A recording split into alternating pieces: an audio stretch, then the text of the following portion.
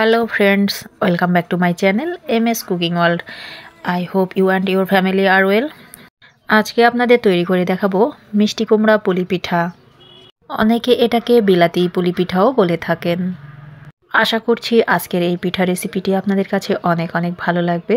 আর ভালো লাগলে অবশ্যই চ্যানেলটি সাবস্ক্রাইব করে নিয়মিত চ্যানেলের সাথেই থাকবেন। পিঠার জন্য প্রথমে পুর তৈরি করে নিতে হবে। এজন্য আমি দিয়ে দিচ্ছি হাফ কাপ শুকনো চালের আটা। আটাটি আমি কিছুক্ষণ ভেজে নেব। এখানে আমি হাফ কাপ ব্যবহার করেছি কারণ আমি পুরটা একটু বেশি তৈরি করব।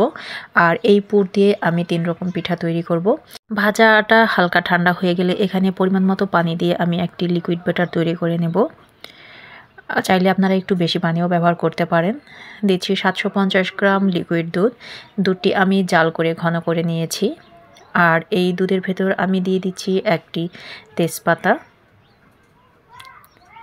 দিচ্ছি 2টি সাদা এলাচ, তবে এলাচকে অবশ্যই মুখ ফাটিয়ে নেবেন। দিচ্ছি স্বাদ মতো লবণ আর সেই সাথে দিয়ে দিচ্ছি 1 কাপ পরিমাণ চিনি। আপনারা এই পিঠাটি চিনি দিয়েও তৈরি করতে পারেন, আবার চাইলে গুড় দিয়েও তৈরি করে নিতে পারেন। দিচ্ছি একটি কোরানো নারকেল। আমি এখানে সম্পূর্ণ নারকেল ব্যবহার করেছি। আর নারকেলটি আমি ব্লেন্ডারে ব্লেন্ড করে নিয়েছি, যার কারণে একটু কালচে দেখা যাচ্ছে। দুধে বলক চলে এসছে।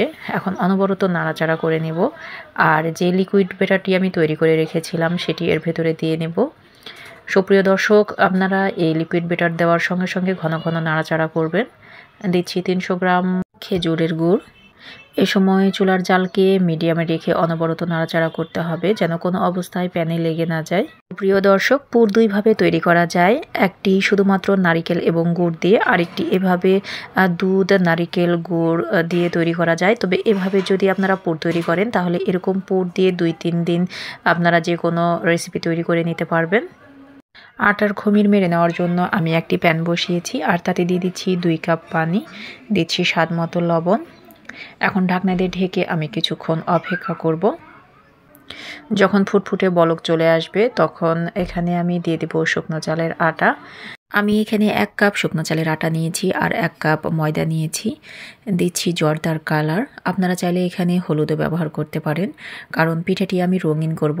আর পানিতেই এই রঙটি দিতে হতো আর আমি সেটা ভুলে গেছিলাম, তাই পরবর্তীতে অ্যাড করলাম। যাই হোক, এটা নাড়াচাড়া করে আটার সঙ্গে মাখিয়ে নিব। আর এটা হাত দিয়ে যখন মাখাবো তখন এমনিতেই কালার চলে আসবে।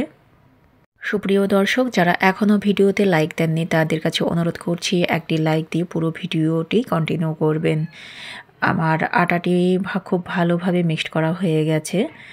আর এখন আমি এটাকে হালকা একটু ঠান্ডা করে হাত দিয়ে খুব ভালোভাবে মথে নেব।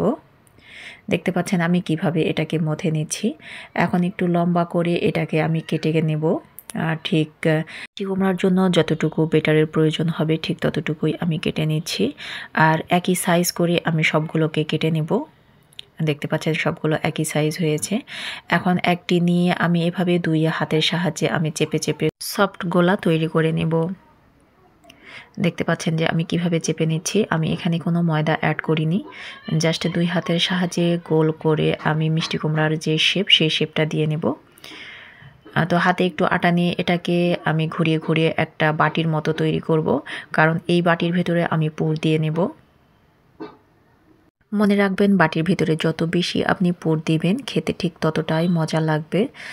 তো আমার বাটি তৈরি করা হয়ে গেছে, এখন পুর দিয়ে নিচ্ছি। আর প্রথম অবস্থায় দেখানোর জন্য আমি এখানে অল্প পুর নিয়েছি। আর এটাই আমি ফার্স্টে কেটে দেখাবো যে অল্প পুর দেওয়ার কারণে কেমন লাগে। আর প্রথম অবস্থায় এটাকে আমি কেটে বাদ দিইনি, অর্থাৎ পেছনের যে অংশ ছিল আটা সেটা আমি কেটে বাদ দিইনি। তো কেটে বাদ না দিলে কেমন হয় সেটা অবশ্যই আপনারা এটা কাটার পর বুঝতে পারবেন। তো ঘুরিয়ে আমি সুন্দর একটা বল তৈরি করে নিলাম। আর মাঝখানে এভাবে আঙুল দিয়ে একটা চাপ দিলাম। আর কাঁটা চামচের ধার দিয়ে আমি এভাবে মিষ্টি কুমড়ার ধারে যে শেপটা থাকে সেই শেপ আমি দিয়ে নিচ্ছি। আপনারা দেখতে পাচ্ছেন যে আমি কিভাবে তৈরি করলাম। সো মাঝখানে আবারও আমি চাপ দিয়ে নিলাম। আর এখন দিয়ে দিচ্ছি একটি লবঙ্গ। মাশাআল্লাহ, মিষ্টি কুমড়ার আকৃতি তৈরি হয়ে গেছে। আমি আরেকটা তৈরি করে দেখাচ্ছি। আর এখানে আমি পুর একটু বেশি নিয়েছি। আর মাশাআল্লাহ, এটা খেতে বেশ মজা লাগবে। আমি চেপে চেপে নিচ্ছি। আর এই যে বাড়তি যে অংশটা আছে সেটা অবশ্যই আপনারা কেটে ফেলে দিবেন, তাছাড়া ওই জায়গায় আটা একটু বেশি জমা হয়ে থাকবে এবং খেতেও ভালো লাগবে না।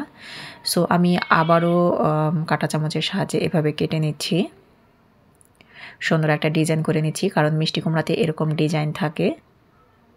আর উপরে হালকা একটু চাপ দিতে হবে, তাহলে অনেকটা গোলাকার মিষ্টি কুমড়া হবে। আমি আরেকটা লবঙ্গ দিয়ে নিলাম।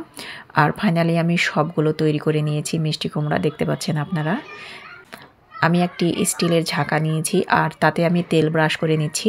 এভাবে তেল ব্রাশ করলে মিষ্টি কুমড়া সিদ্ধ করার পর সেটা আর মানে ঝাঁকাতে লেগে যাবে না। তো আমি এখানে সবগুলো মিষ্টি কুমড়া সাজিয়ে নিচ্ছি। এখন এটাকে সেদ্ধ করার জন্য আমি চুলায় একটি প্যান বসিয়েছি আর তাতে পরিমাণ মতো পানি দিয়ে নিয়েছি। পানি হালকা একটু গরম হয়ে আসলে এখানে স্টিলের ঝাঁকাটি রাখবো। তার উপর ঢাকনা দিয়ে আমি এটাকে মিডিয়াম হিটে সেদ্ধ করে নেব প্রায় 10 মিনিট।